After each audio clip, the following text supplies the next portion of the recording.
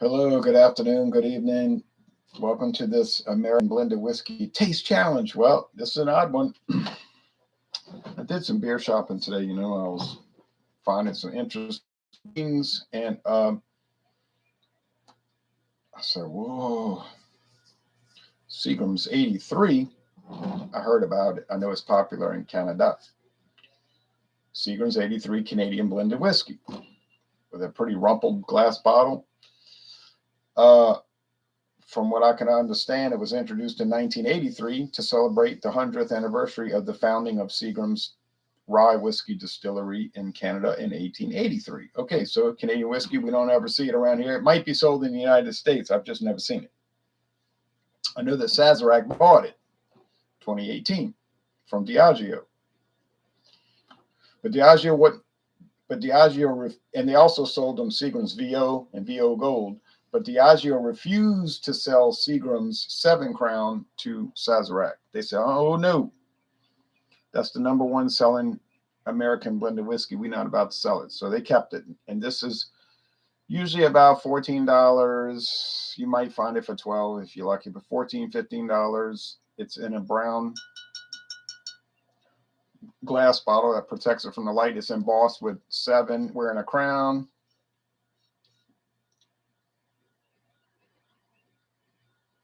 And I don't know what the 7 crowns has to do with anything. Maybe some Kabbalah. If you read about the Bronfen family and their history, it would make sense. But anyway, it's 40% alcohol, no age statement. They also make a 7 Crown apple, 7 Crown salted caramel, 7 Crown fire or spice, whatever it is, like a fireball type thing, Jack Daniel's fire type thing. Every liquor store I've ever been to sells it. Every bar I've ever been to has it. No, nothing remarkable there. It's just, a standard product that everybody gets. You can find the Seagram's gin. Every liquor store has that. That's owned by a different company, though. See, Seagram's went out of business 22 years ago, so all their assets got sold off. So there's like 5 different companies own Seagram's products. But anyway, that's not your problem. It's not my problem. Then there's Seagram's vodka, another thing. All right, so now here's Seagram's 83.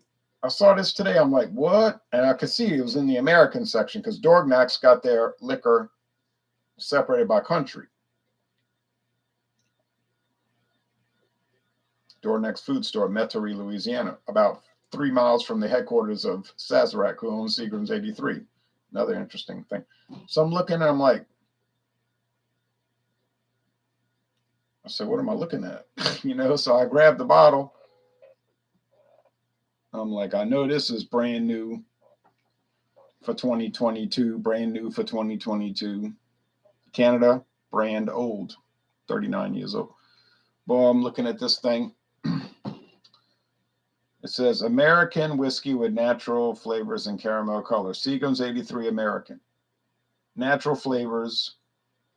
That's typical for blended whiskey. Well, at least American and Canadian. Natural, caramel color. Another common feature with Scotch, Irish, Canadian, and American blended whiskeys. Caramel color. It's got this matte finish, but you can feel the letters are a different type of plastic. They're like bright and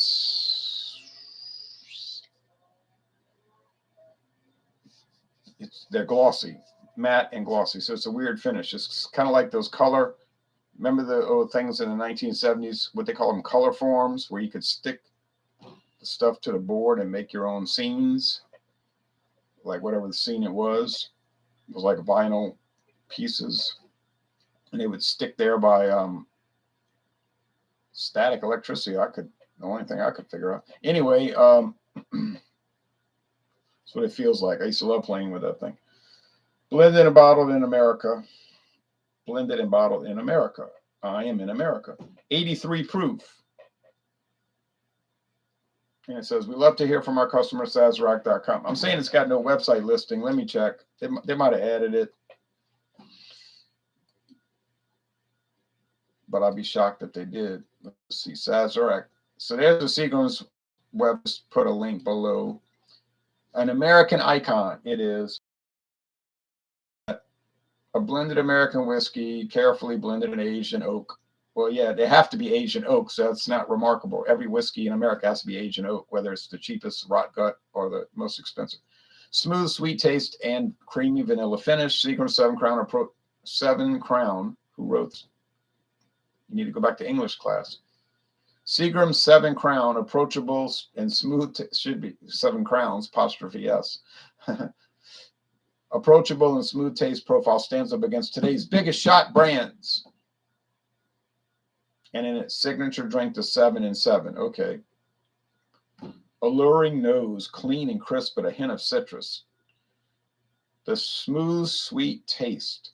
A creamy vanilla finish. Yeah, I'll go along with all that because it does taste like that. That's true. That's the truth. Dark honey. Oh, yeah, I forgot about the dark honey. Dark honey, never tried it. 7 Crown apple. Like I told you, they don't list them on the website here, but I've seen salted caramel. I've seen the spicy fire, or whatever it is, cinnamon spice. Let's see, Sazerac brands. Whiskey. Sazerac Rye, Buffalo Trace, EJ, whatever that is. Colonel E.H. Taylor.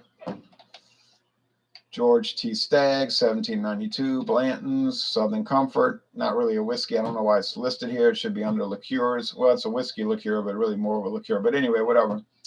Old Fashioned, Handy and Schiller, Old Fashioned Whiskey, Last Drop. Eagle Rare, Mr. Sam, Single Barrel Select. I know it's not under that. Caribou Crossing. That's their high hat. Expensive Canadian whiskey. Canadian Mist, Early Times. Fireball, once again, more like a liqueur, but they're calling it a whiskey. Okay. Legacy, Michael Collins. I've seen that. I know where to buy it. Patty's, Paul John Single Malts, Rich and Rare Reserve. Seagram's VO. Okay, well, they don't have it listed. Dreamers says Christ loves you. I believe that, and I know that. He loves you too. Loves everyone in the world.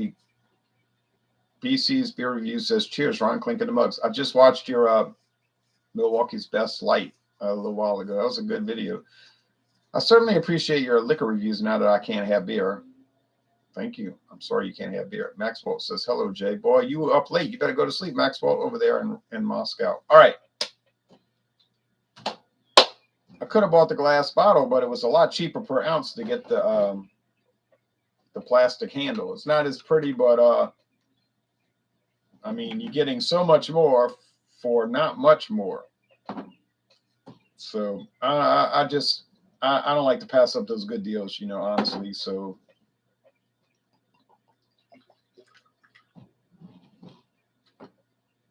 I paid $7 more. I got an extra 1,000 milliliters as opposed to the regular size glass bottle. I was like, okay. Some people got this conspiracy theory, and I know conspiracies are usually true, but you know what I'm saying? Like PET, those plastic bottles are deadly. You'll die if you drink them out of those. No, they're not deadly. Okay, the plastic industry, what is it? PET,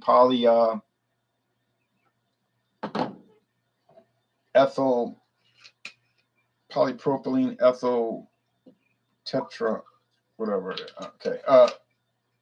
They worked on those bottles for like the longest time to make them where the liquor wouldn't affect it. You ever heard of the magic of chemistry? Okay. I mean, they don't sound nice. The thud of plastic.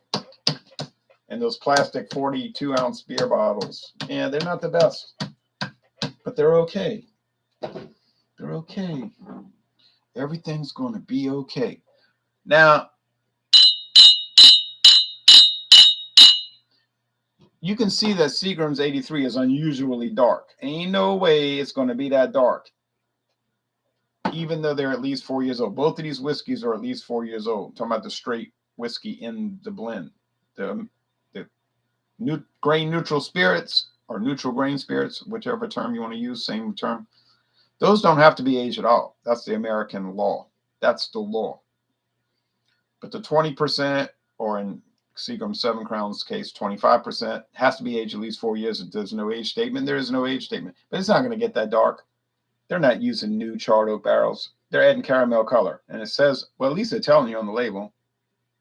Just like Foster's Ale. It's not that dark. They're adding caramel color to it. Tells you on the can. This one's pretty dark. Now, does Seagram 7 Crown have color added? Probably.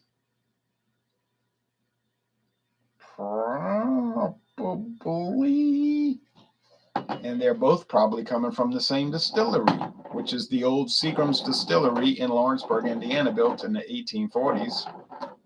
1847. And a funny thing about it, if you the thing is so huge, it still says on the smokestack Seagram's. It was so tall, the company didn't want to pay the money to take it off of there. They're like, we ain't paying to take that off. It says Seagram's, let it stay. We make so many Seagram's products here anyhow. But it's not owned by Seagram's. It's owned by Midwest Grain Products, a huge liquor company in the United States. They bought Luxco, a huge liquor producer. Ezra Brooks. Does Ezra Brooks ring a bell? That's who owns that. But they do a lot of contract production. They make the neutral grain spirits for Sazerac. That's what they told me on the tour. And I think they collaborate with Diageo pretty much, so they'll even take you on a personal tour and a tasting if you are a client, potential client, not if you're like me or you, a viewer or just somebody that's got a hobby. They'd be like, get lost. We're serious. We're not here to play games. I would be like, yeah, but I got a YouTube channel. I want to tour the brewery, the distillery. Maybe they'd let me do it. I don't know. I'd be too embarrassed to ask. It's a huge place. It might be the largest distillery in the United States, so I'm not kidding about that. This smells like corn. I'm telling you, this smells like corn spirits. There ain't much happening there. Well, there's something happening, but I don't know about being having a race illegal. It's a little raw. Oh, this is a lot smoother. Oak, vanilla. That's got to be the 7 Crown, man. Let's go with the taste, because I got LSU, Louisiana State University at Florida football coming on. I saw Alabama was pulling away. I was like, let me go do this video because Alabama was going to start killing Tennessee. Tulane's starting to whip up on South Florida. I'm about to go turn that back on. They better keep whipping them. They'll be 6-1 after that.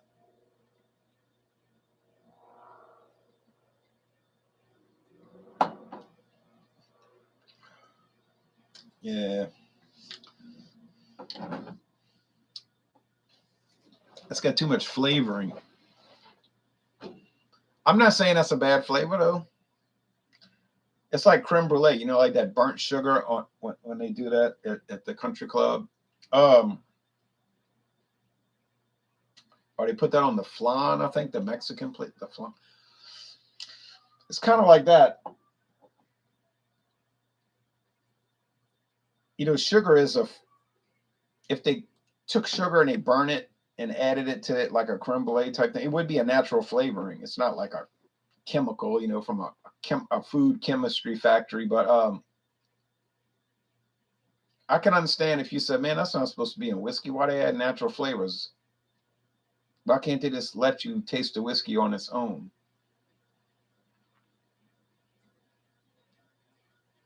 You wouldn't want to taste it. You wouldn't want to taste it on its own. That's why it's $19.99 a handle. And they got way cheaper ones than that. I see them for $14.99. I was at DoorDash today. This one is expensive. They had Legacy Scotch, $14.99. Talking about the huge bottle. That wasn't the only one for $14.99. They had Canadian whiskeys, a number of them, $14.99. Legacy Scotch. There was another Scotch.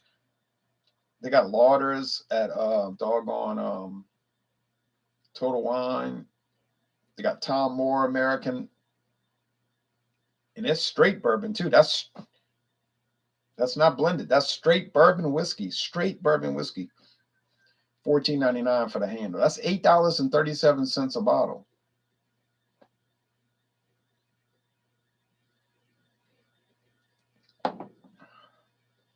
Oh yeah. This has got to be the Seagrams. Now I'm not saying Seagrams is like abundant with flavor or bursting with flavor, but it's like very subtle. There's like a little bit of wood, a little bit of vanilla. It kind of masks the grain spirits. They must be using a high quality grain neutral spirits. And Midwest Grain Products, if you look on their website, they got 3 levels. They're like level 3, which is the top. Level 2 is like mid grain. Level 1 is like, well, even poor people got to drink. You know, it's that kind of like that attitude, you know. You could kind of choke it down. I would suspect Crystal Palace gin is made with that. I'm laughing about Crystal Palace gin, but it's really popular in Louisiana.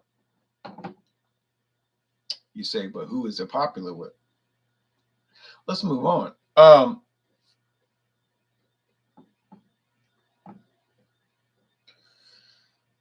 So for the handle, you're really not gonna pay that much more for Seagram 7 Crown, but because a lot of times Winn-Dixie has a sale, and you can get a bottle of Seagrams for $20, $21. To about the big bottle. So I paid what, $1 less?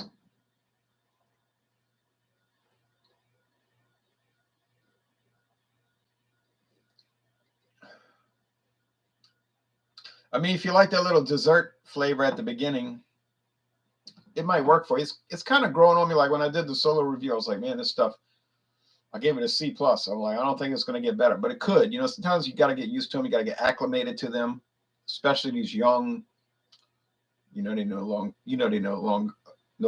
Yeah, they know they're no older than 4 years.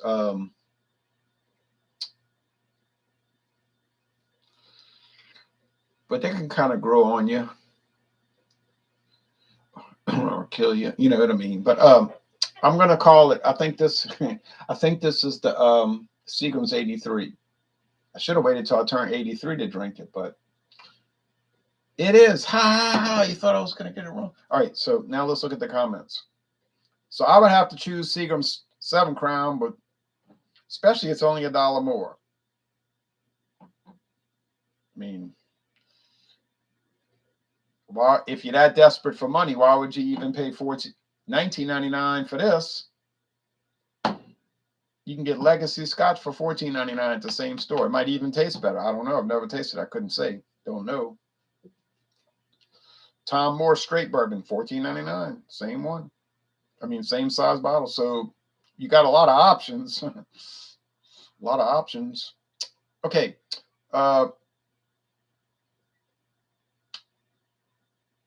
Daryl says, cheers, Ronald. I used to enjoy Seagram's 7 and 7 Up many years ago. My father was telling me that. I said, you ever heard of Seagram's 7 Crown? He doesn't drink. He hadn't drank in 19 years. He said, who hasn't heard of that? He said, we used to go they used to go to these dances. Like all the time they would say, they go into a dance. I remember my father's, we go into a dance. Because they would be sponsored by whatever charity was trying to raise money. So they would go.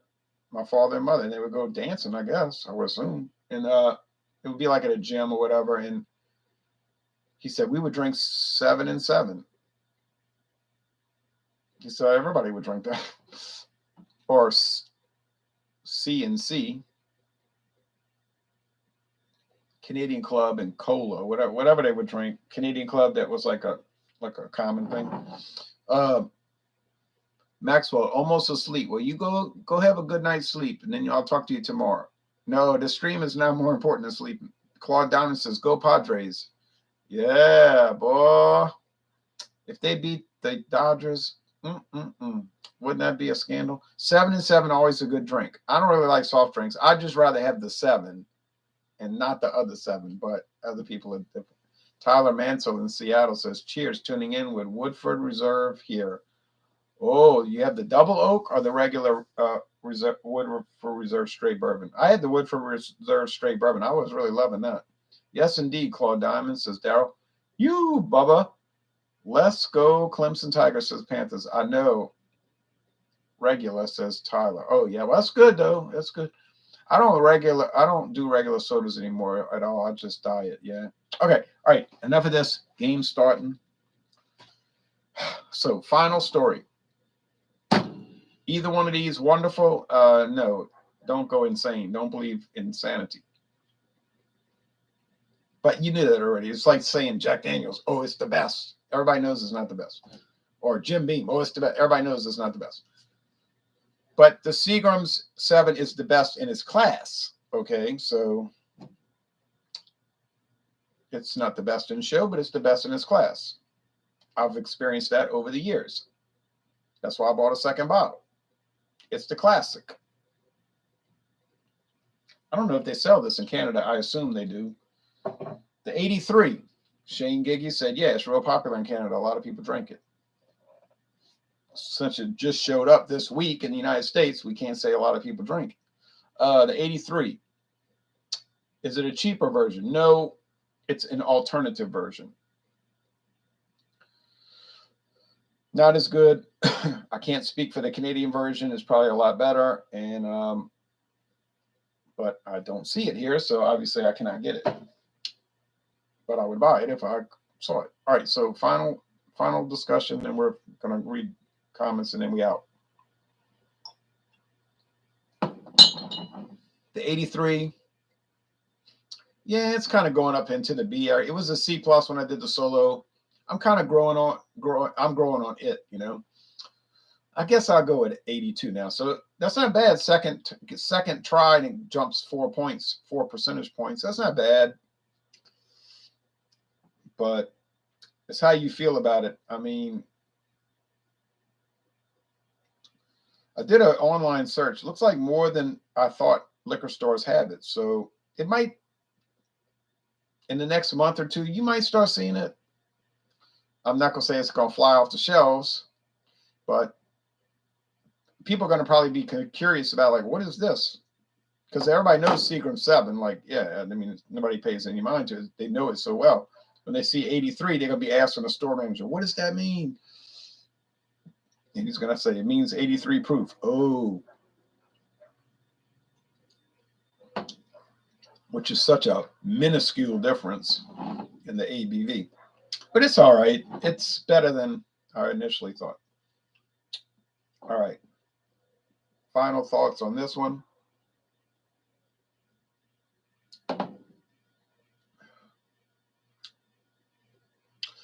Yeah, it tastes more like bourbon, a light bourbon. Now, you say, is it a good substitute for bourbon? No, it's not, because you can get bourbons cheaper than this. So it's hard to say. Like, it's just an alternative. It's a different type of product. I mean, I just went through that. I can get Tom Moore straight bourbon whiskey for $14.99 for the huge bottle. That's straight bourbon, and that's sour mash bourbon, in fact. How can they sell it so cheap? I don't know. It's only aged 3 years now. But something tells me it's going to be just as good as all the other bourbons, because I've yet to find a bad bourbon. Straight bourbon, you see. When you get rid of the straight bourbons, they can get kind of strange, you know. Just ones that just say bourbon or regular bourbon. I'm sorry, blended bourbon. Those can get a little odd. And believe me, I got an odd one coming. When you see this one, you're going to say, what the heck? That is really strange. And I'm going to be like right there with you saying, yeah, extremely strange. That's why I had to buy it. All right. So anyway, it's time for more football. I was watching this for so many hours, you know. Corn whiskey, says Isle of Fire. That's another option. It's kind of hard to find corn whiskey, though, except for Heaven Hill. East Coast LQ reviews. Cheers, Ron. Cheers to you. Now, if you ever want to do a collaboration, let me know, like Seagram's. I don't know if you'll ever see this weird thing in Rhode Island, this 83, but who knows? I had to do it. I had to pay the 20-something dollars, $19.99 plus tax. Of course, I believe bourbon may have to be at least 51% corn. Yes, that's correct. That's correct. 51%. The other 49 could be anything. I can barely do bourbon anymore. It's either Jack or Canadian blended whiskey for me. Sometimes vodka. Says Panthers Rule. Well, Jack Daniels is a bourbon. So I love straight bourbon, says Isle of Fire. I like it. I don't love it, but I like it. What game between UT and Bama? I know I'm about to go turn on. I got to get off of this. For sure, Ron, would be fun, man. Well, let me know. Like I say, I got this. I'm really working on this brandy, though. I'm working on that Odessa brandy. But I'm open to anything. I mean, I got so many whiskeys here. It's unreal. Canadian, American, rye, bourbon. I mean, it's Scotch, single malt. I mean, I got too much. So anything you want to think of, just let me know. Tyler Mansell says, cheers. Cheers to you. 83 is probably all corn. Yeah, it tastes like that. It tastes like it's just all corn. 20% straight bourbon, 80% just corn distillate, unaged, raw, and then they add the flavor in to give it something where you can drink it. Could they have blending sherry in it? Yeah, it could have up to 2% blending sherry, 2.5%, I think, blending sherry. You say, what in the world is blending sherry? Well, it's a type of sherry wine that's made for blending whiskey. Crazy, right? My cousin is a huge volunteer fan. He has to be on the edge. I knew they were going to blow the lead. I said, watch. They're not going to hold that lead. And, of course, they did not. Enjoy the game, brother. All right, LSU, Florida. It's coming on now.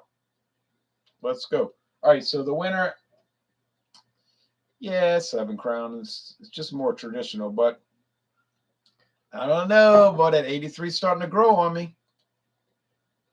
But it's got a long way to grow. It's got a lot of growth potential.